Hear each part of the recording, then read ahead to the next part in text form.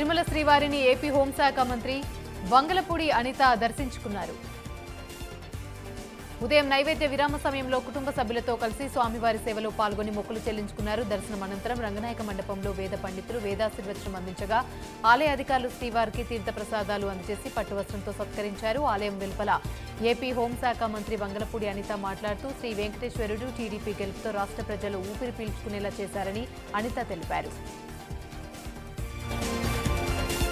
కలియుగ ప్రత్యక్ష దైవం శ్రీ వెంకటేశ్వరుని పెద్దాపురం టీడీపీ ఎమ్మెల్యే నిమ్మకాయల చిన్నరాజప్ప దర్శించుకున్నారు. నేడు ఉదయం నైవేద్య విరామ సమయంలో కుటుంబ సభ్యులతో కలిసి స్వామివారి సేవలో పాల్గొని మొక్కులు చెల్లించుకున్నారు.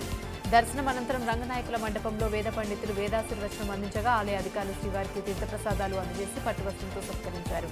అనంతరం ఆయన మాట్లాడుతూ శ్రీవారి ఆలయ అభివృద్ధి, ప్రజా సంక్షేమం కోసం రాష్ట్ర అభివృద్ధి చంద్రబాబు ప్రధాన లక్ష్యమన్నారు.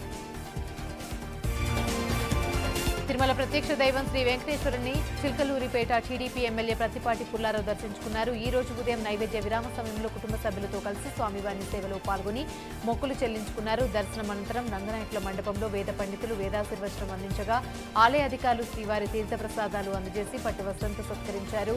ఆ తర్వాత ఎమ్మెల్యే ప్రత్తిపాటి పుల్లారావు మాట్లాడుతూ 5 కోట్ల ప్రజల ఆకాంక్ష మేరకు చంద్రబాబు నాయుడు నేతృత్వంలోని కూటమి ప్రభుత్వం అధికారం చేపట్టిందన్నారు.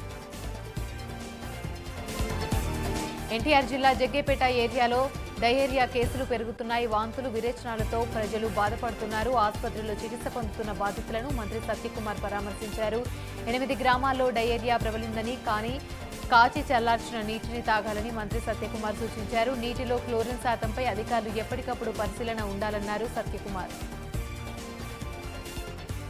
హైదరాబాద్ గాంధీ భవన్ దగ్గర ఉద్రిక్తత తలెత్తింది. నీటి పరీక్ష వ్యవహారంలో యూత్ కాంగ్రెస్ ఆందోళనకు దిగింది. బీజేపీ ఆఫీస్ ముట్టడికి నేతలు ప్రయత్నించారు. గాంధీ భవన్ నుంచి బయలుదేరిన యూత్ కాంగ్రెస్ నేతల్ని గాంధీ భవన్ గేట్ దగ్గరే పోలీసులు అడ్డుకున్నారు. నీటిను రద్దు చేయాలంటూ కాంగ్రెస్ నేతలు నినాదాలు చేశారు. ఉప్పల్ బగాయత్లో జరిగిన ప్రేమజంట వ్యవహారం కేసులో ఎస్ఐ శంకర్ను ఉన్నతాధికారులు సస్పెండ్ చేశారు. ఉప్పల్ సీఐ ఎలక్షన్ రెడ్డిని సిపి కార్యాలయానికి అటాచ్ చేస్తూ ఆదేశాలిచ్చారు.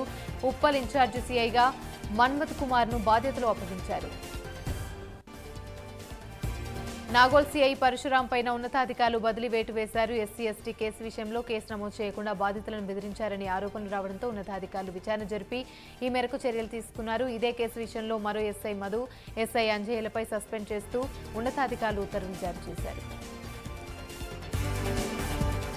గోల్డ్ ట్రేడింగ్ లో ఇన్వెస్ట్మెంట్ పేరిట భారీ మోసం వెలుగు చూసింది. అధిక లాభాలు ఆశ చూపి సుమారు 500 మందిని మోసం చేసి వారి నుంచి 100 కోట్లు వసూలు చేసిన ప్రహార రేణేశ్వరి ట్రేడర్స్ ఎండీ రాజేష్ పరారయ్యారు. హబ్సిగూడలోని కార్యాలయం ప్రారంభించిన రాజేష్ 5 లక్షల నుంచి 1 కోటి వరకు వసూలు చేశారు. పెట్టుబడి పెట్టిన మొత్తాన్ని 5 నెలల్లో రెట్టింపు చేస్తామని నమ్మించిన రాకేష్ 2 నెలల పాటు లాభాలను చెల్లించారు.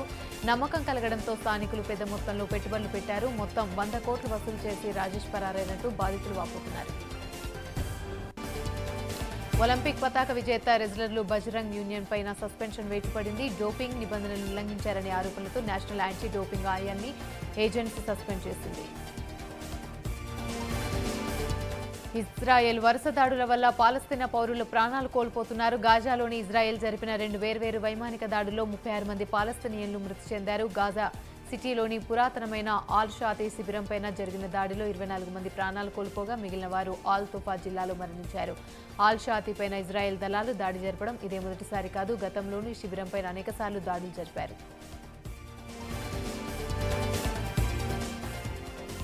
గోల్డ్ ట్రేడింగ్ లో ఇన్వెస్ట్మెంట్ పేరిట